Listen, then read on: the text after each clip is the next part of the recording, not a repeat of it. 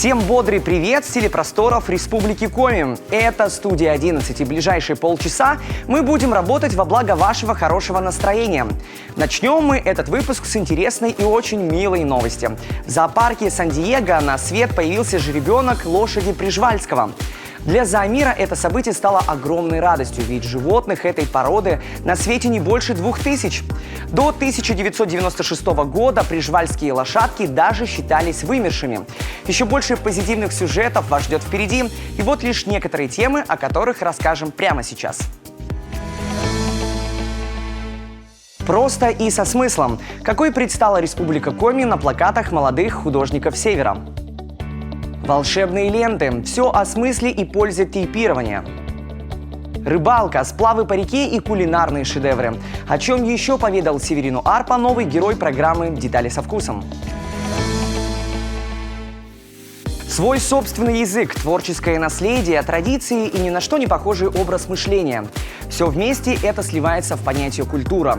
И у каждого народа она имеет собственный характер. Молодые художники из нашего края попытались ответить на вопрос, а какая она локальная культура Республики Коми? Что ее составляет и какие события меняют ее образ сквозь время? Свое видение юные творцы решили отобразить необычно в плакатах. Что из этого получилось, одной из первых увидела Евгения Кладкевич. Язык, как один из составляющих нации, народа, вмещает в себя и его прошлое, и его настоящее. В роли проводника по истории Коми-народа на плакате Ренаты Поповой выступает буква «Э». Молодая художница заключила в рамки литеры временной промежуток длиною почти в 100 лет. Когда-то один из главных символов Сыктывкара, Свято-Стефановский собор, стоял прямо на центральной площади столицы. Но с приходом к власти большевиков в 1932-м его разрушили. И вот на плакате художница мастерски объединила два полюса этой истории – храм из прошлого и памятник Владимиру Ильичу Ленину из настоящего, вождю, который был во главе ярых противников религии. Плакат – это выставка плакатов, посвященная осмыслению современной коми-культуры. Культуры места, в котором мы живем, в котором мы находимся физически или ментально. И экспозиция посвящена осмыслению именно через собственные чувства, переживания, эмоции. Культура – это отнюдь не только высокие формы элитарного искусства. Культура – это то, что нас окружает. Язык, место, в котором мы живем, люди, с которыми общаемся, обычаи, традиции и даже быт. Именно эту мысль в своих работах и попытались донести до зрителя молодые художники. Так, сыктывкарец Андрей Мяндин с помощью компьютерной графики воссоздал на бумаге флешмоб, который прошел в столице нашего края в 2007 году. Хоровод людей вокруг монумента трудовой славы олицетворяет сплоченность коми-народа, готовность всегда и везде поддержать своего земляка. Чуть выше еще один образ сыктывкарской стелы, только уже из окна маршрутного автобуса. В облике белого медведя Елизавета Каракчиева из Карткироса показала суровость коми-зимы.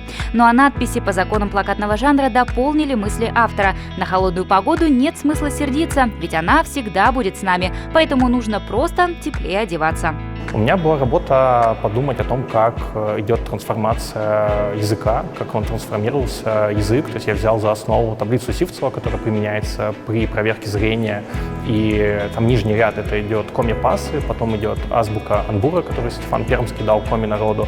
Потом идет алфавит Молодцова, латиница, и, соответственно, потом идет коми-язык, и, соответственно, во главе идет русский язык. Кто-то говорит, что есть уменьшение коми-языка. На мой взгляд, наоборот, сейчас некий есть ренессанс коми-языка, потому что мы видим, есть коми-квизы, есть, опять же, молодежь, которая пропагандирует, которая ведет социальные сети. Художники в своих работах обращают внимание не только на ценность родного языка. Интерес творцов вызывает также северная мода и традиционная архитектура коми-городов. Работа, которая сразу же из-за буйства красок бросается в глаза – плакат сыктывкарки Анастасии Малфеевой. Художница посвятила изображение деталям, отличающим урбанистику Сыктывкара – мозаика, панно, орнамент, мотивы и сюжеты легенд. Все это в своем многообразии задает характер главного города Коми. Работы участников не собраны в одном зале, как это обычно бывает на выставках, а разбросаны по всей библиотеке. И не зря. Так молодые художники решили изобразить современное искусство, чтобы человек, просто придя за книгой, неожиданно погрузился в творческое пространство и оценил плакаты свежим, незамыленным взглядом. 18 художников и 24 плаката. С помощью компьютерных технологий, фотографий, коллажа и графики мастера образно демонстрируют, чем гордится наш северный край. Почему стоит здесь жить или, по крайней мере, чаще приезжать сюда с туристической целью. Все авторы – члены творческого объединения «Эбба». Они экспериментируют с цветом, формами, сюжетами, а главное – пространствами, в которых выставляют свои работы. В этот раз одним из таких стала Национальная библиотека Республики Коми. Посмотреть выставку «Плэкат» можно до 1 марта. Волшебной таблетки не существует, зато есть волшебная лента. Сегодня о магических свойствах тейпирования слышали, пожалуй, все. Мол, помогает оно и при травмах, и от отеков, и тонус мышц восстанавливает. Действительно ли наклеенная на тело лента вызывает такой эффект? Ответ на этот вопрос мы получили от врача-терапевта. Тейпирование – новое слово в медицине. Но что вы представляете, когда я называю это слово? Наверняка нечто похожее на пластырь. Дарья, многие, правда, путают это чудо, не знаю, медицины, косметологии, как правильно сказать, с обычным пластырем. Почему и в чем разница? Очень частое заблуждение, когда приходят на кинезиотейпирование, думают, что им сейчас наложат пластырь, который обычно продается в аптеке, и произойдет какое-то чудо. Но на самом деле кинезиотейпирование произошло действительно очень давно, 1973 год, доктором американским, и с этого времени уже стало использоваться у спортсменов. И в 1988 году на Олимпиаде представили в широком свете. И кинезиотейпирование само по себе – это наложение специального тейпа, который мягко удерживает связки, сухожилия, мышцы для определенного результата. То есть мы можем убрать болевой синдром, можем убрать отечность, стабилизировать суставы, да, например, у спортсменов тех же самых, когда у них есть какой-то игровой период. Отличие от обычного тейпирования, которое было до этого, тем, что когда тейпируем, мы жестко фиксируем сустав. Ну, вы сейчас раскрыли именно ситуацию со спортсменами. Если говорить об обычных людях, как им может тейпирование помочь в жизни? У нас у всех есть какой-то болевой синдром. То есть у кого-то может болеть спина, шея, гиподинамия. Сидячий образ жизни приводит к таким изменениям. И кинезиотейпирование помогает в этом. Также оно убирает отеки. Да, то есть если у нас есть какая-то травма, не знаю, ударились, например, коленом о комод, ну всякое бывает, да, и немножечко коленный сустав, у нас отек немного болит. И как раз кинезиотейпирование тоже в этом плане помогает. Убрать отеки на лице, либо скорректировать фигуру. Кинезиотейпирование тоже выполняет эту функцию. То есть надо понимать, какой конечный результат мы хотим добиться с помощью кинезиотейпирования и сделать определенную аппликацию, которая поможет достичь этого эффекта. Виды тейпов могут быть разные. Я видела, что кому-то просто квадратиком, да, его клеят, кому-то такой сеточкой. Это тоже влияет на конечный результат, вот именно форма самого тейпа. Если мы захотим зафиксировать сустав, мы будем использовать определенную аппликацию для поддержки именно самого сустава. Если мы хотим убрать отек или скорректировать фигуру, мы будем использовать лимфодренажные аппликации. Это такие аппликации, когда мы разрезаем кинезиотейп по линиям и приклеим его волнообразно. И как раз таки этот кинезиотейп будет убирать отек. Дарья, я вот тут заметила, у вас здесь еще и желтый тейп лежит. Вы мне показываете все на таком тейпе телесного цвета. Они чем-то отличаются друг от друга? Есть ли принципиальная разница? Разницы между разными кинезиотейпом по цвету нет. Давайте я вам его сейчас подам, и вы мне прям покажете. Да, то есть если его открыть, вот тут маленький кусочек у нас, конечно, остался, и сравнить эти два кинезиотейпа, ничем они не будут отличаться. То есть тут же есть также хлопок сверху, адгезивный слой, то есть клей внутри, и бумажная основа. И по результативности бежевый, желтый, оранжевый, черный, розовый, да хоть леопардовый расцветку, не будет никакой разницы. Главное правильно нанести аппликацию и знать, зачем мы это делаем. И сейчас, конечно, не только у меня, но и у всех наших телезрителей возник вопрос, за счет чего, собственно, эффект достигается. Когда человек приходит к специалисту по кинезиотейпированию, первое, что специалист спрашивает, вообще, зачем человек пришел.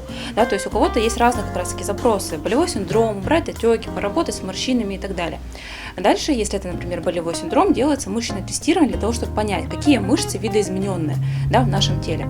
И как раз таки специалист понимает, откуда взялся определенный болевой синдром и как можно помочь человеку.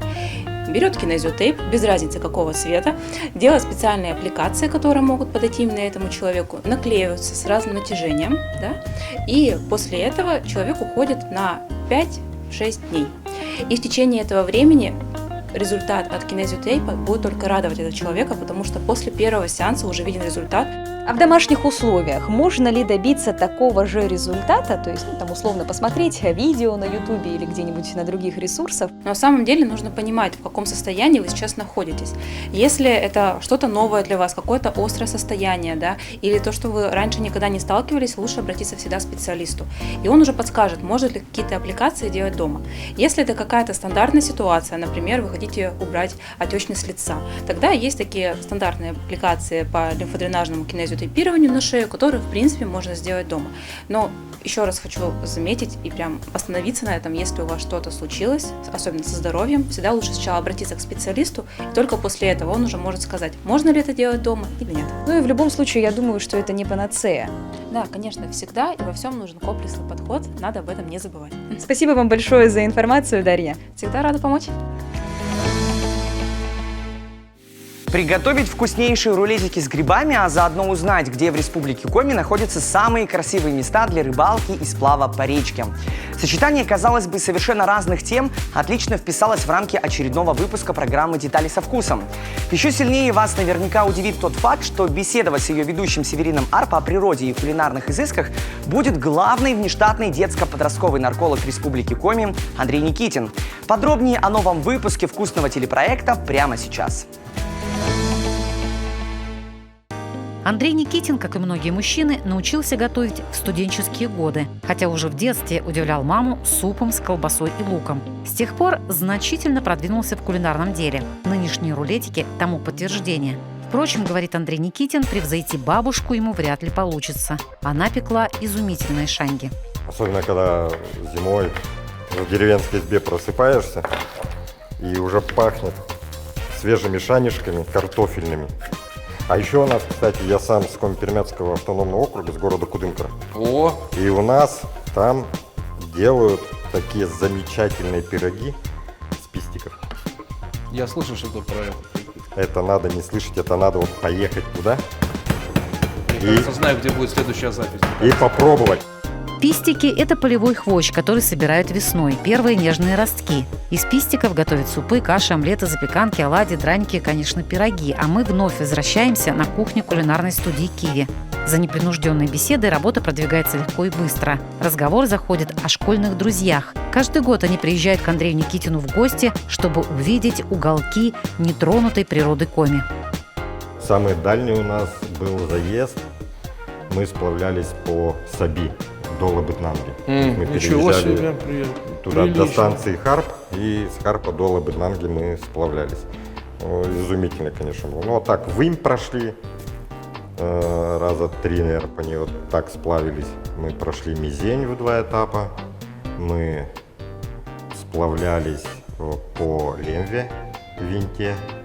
Гость программы «Детали со вкусом» рассказывает о детстве, о том, почему стал наркологом, о своей семье и работе в общественном совете МВД. В это время ведущий Северин Арпа не забывает заглядывать в духовку, где запекаются рулетики.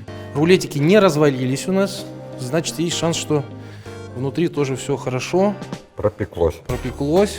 Ну, в принципе, это ведь грудка, она должна быстро готовиться. Естественно, каждая хозяйка, она ж под себя свою плиту знает хорошо, да? Это мы тут с Андреем Да, поймать градус, я хотел сказать. Но мы ловили По градус. сути, да, мы ловили градус просто на плите. Смотрите «Детали со вкусом» сегодня в 20:00 на Юргане и завтра в 17:45 на ОТР. Сколько бы времени мы вместе с вами не провели, нам все равно будет мало. Особенно если учесть, что эфирные минуты пролетают с неимоверной скоростью. Вот и первая половина выпуска подошла к концу. Продолжим после короткого перерыва. Оставайтесь с нами.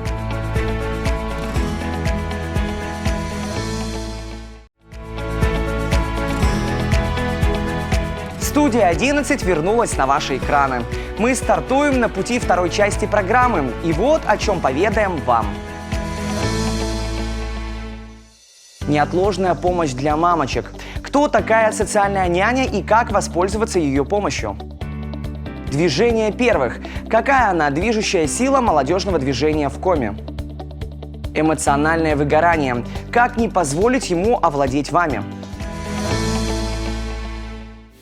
Мамы – это без сомнения героини. Как умело они могут справляться с множеством дел одновременно, следить за ребенком, поддерживать уют в доме, а еще порой и параллельно развиваться в своей профессии.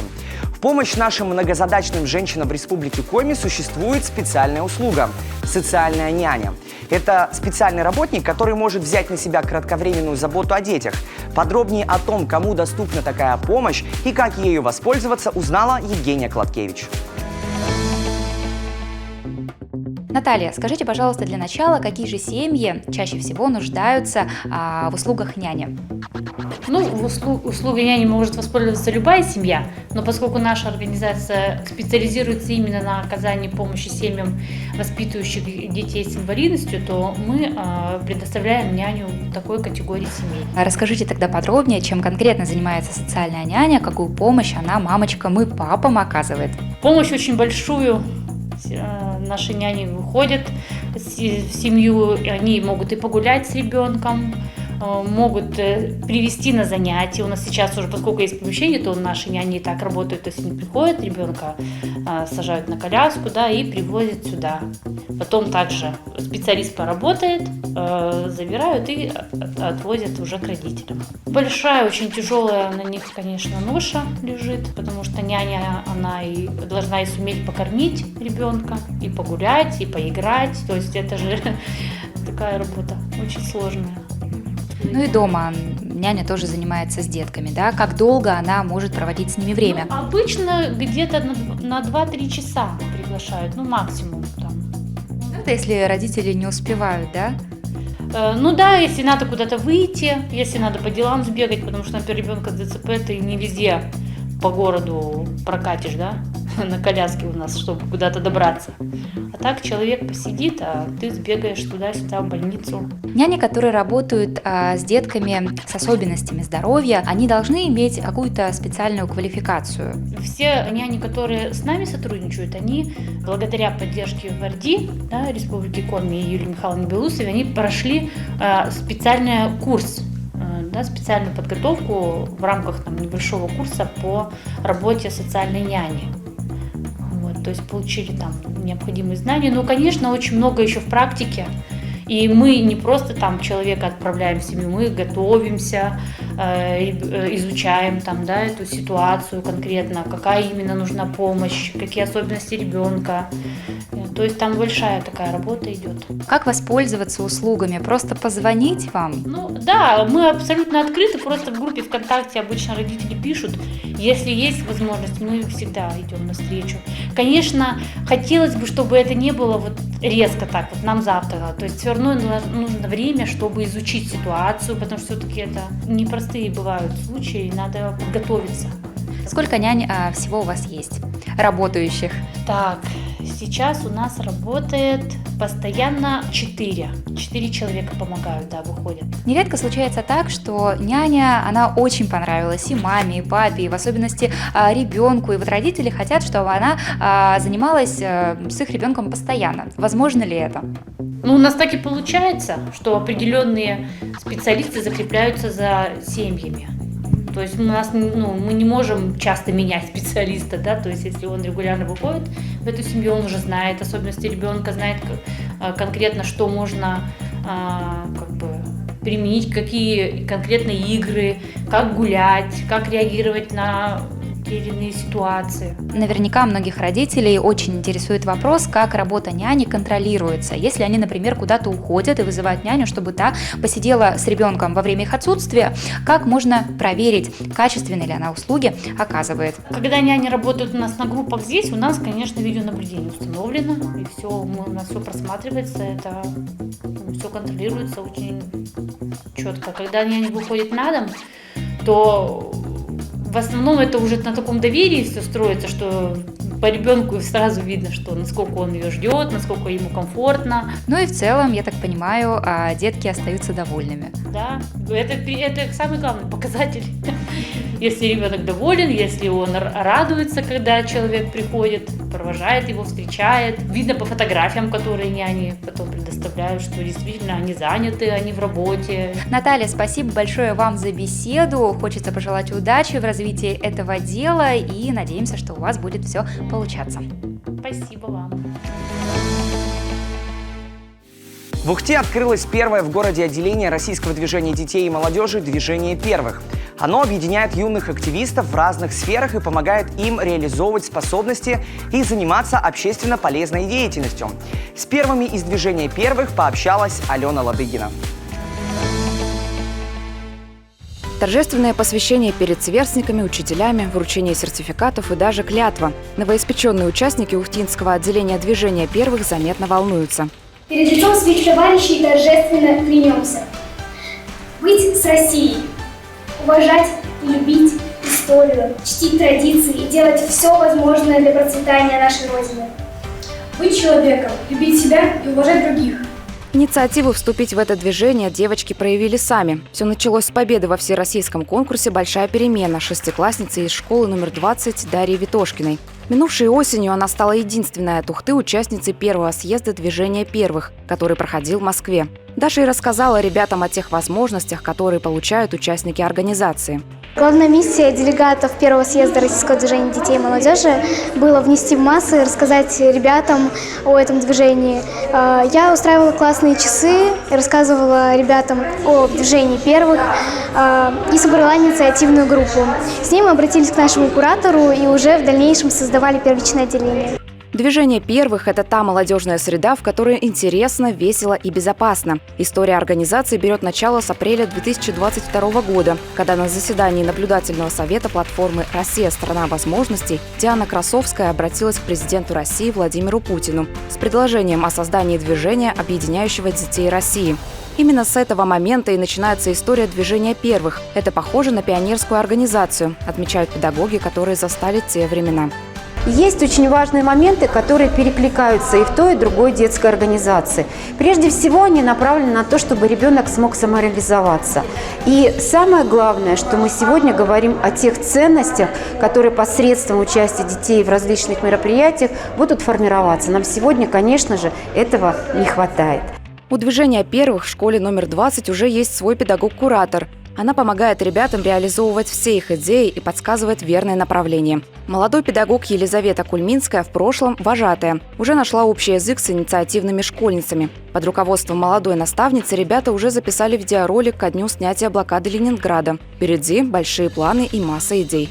Дальше мы хотим создать мероприятие по сбору макулатуры, потому что мы хотим заказать значки, сдать макулатуру, получить денежки и заказать значки с эмблемой Российского движения детей и молодежи, чтобы наши детки отличались, чтобы другие детки такие: ого, что это у вас такое, и мы тоже хотим. Особое внимание будут уделять и трудным подросткам. Через личный пример и без назидания их будут привлекать к общественно полезной работе, доказывая, что первым в чем-то может стать каждый, стоит только захотеть. Эмоциональное выгорание, или как иначе его называют, хронический стресс на рабочем месте, может настичь любого человека. Достаточно неправильно распределить силы или зациклиться на неудачах, и все, ты, как говорится, на крючке, не способный справиться с любыми окружающими тебя обстоятельствами. И даже самые маломальские трудности вгоняют тебя в депрессию и буквально высасывают последние силы. Как не стать жертвой выгорания, прямо сейчас расскажет опытный психолог. Чем выгорание отличается от обычной банальной лени? Тем, что при выгорании присутствует тревожность. И эта тревожность вызвана тем, что вы сами себе ставите высокие стандарты, чтобы почувствовать свою значимость в обществе. Проверьте, есть ли у вас такие симптомы. Нежелание что-либо делать, отсутствие радости от тех дел, которые раньше эту радость доставляли, к примеру, ваших хобби, нарушение когнитивных функций, поведения, мышления, присутствие самообвинения, допустим, вы постоянно твердите: я тупой неудачник или что-то подобное. Если эта симптоматика есть, то, скорее всего, выгорание уже наступило. Что же тогда нужно делать? Прежде всего, пересмотрите ваши действия. Те ли действия вы выполняете? Есть ли возможность делегировать часть работы другим специалистам? Кроме того, учтите, что если вы выполняете какие-то действия, в которых вы не совсем компетентны, то это приводит к снижению самооценки, а следовательно ведет к выгоранию. Если есть такая возможность, смените сферу деятельности. А самое главное, оцените свою ценность в компании и в жизни в целом. Помните, что вы ценны сами по себе от того, что вы есть. И осознанность своей ценности не даст вам скатиться в выгорание. А для профилактики в выгорании рекомендую проводить следующее. Первое. Реально оценивайте объем работы, который вы на себя берете. Даже если вы огромные деньги получите за этот объем работы, рано или поздно выгорание неизбежно. Подзаряжайте свой аккумулятор. Соблюдайте режим труда и отдыха, как говорили раньше. Да? Составьте себе план дня, в котором пропишите обеденные перерывы, прогулки, занятия спортом и ни при каких условиях не нарушайте этот распорядок. И самое главное, важно понимать, что вы делаете и для чего. Если вы не понимаете важность своих действий, то вы будете ощущать недооцененность и чувство какой-то постоянной возни. Все ваши действия должны быть важны прежде всего для вас. Как же мы вовремя, согласитесь, рассказали вам о борьбе с выгоранием в начале рабочей недели. Очень надеемся, что наши советы действительно приносят вам благо. Но еще больше интересного и важного для жизни ловите в нашем эфире уже завтра. Студия 11 говорит вам до свидания и желает, чтобы остаток дня принес вам только положительные эмоции. Меня зовут Андрей Кабишев. Пока, Республика!